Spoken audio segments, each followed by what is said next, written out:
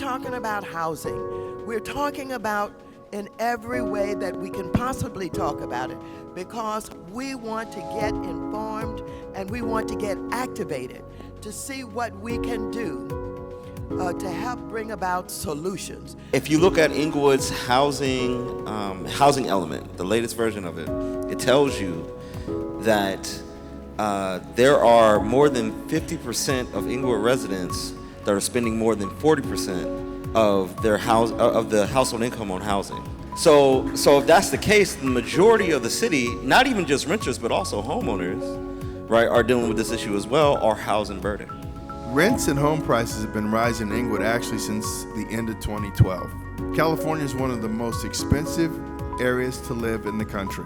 When it comes to vacancies, a lot of times it is understandable that landlords will have some situations where they have to do, extensive remodeling or renovation work. However, there's a lot of landlords within Inglewood and Lenox who are purposely leaving their units vacant and allowing gentrification to take place in your local communities.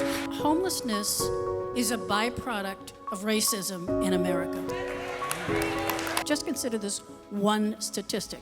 In 2017, the African American population in Los Angeles was roughly 10%. The African American representation among the homeless in 2017 was 40%. Do the math. These are the things that we find that boost the gentrification numbers. It's institutional and it's local. Locally, you have about half the houses going to this institutional stuff, and the other half are just going to people who are buying it up to flip it, to sell it to the next person. They don't care nothing about the neighborhood, culture, nothing.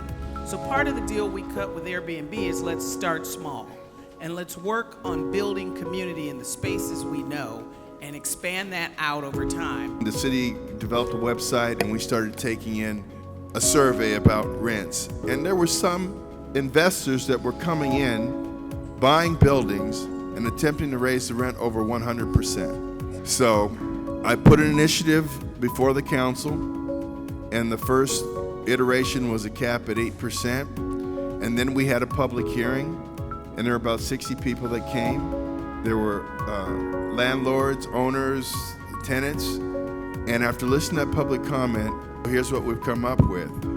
30 days from now, rents in Inglewood can't be raised more than 5% in a 12-month period. There'll be just cause evictions. If you own a property and your property is below 80% of the average rent for a similar-sized unit, according to Rent Cafe, then you'll be allowed 8% increases until you get to 81%, and then you're capped at 5% in a 12-month period again.